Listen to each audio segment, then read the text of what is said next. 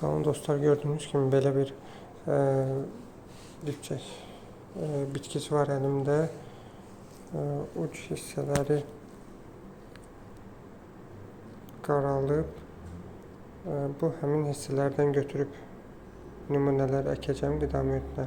Nə yetişsə onun haqqında sizə məlumat verəcəm.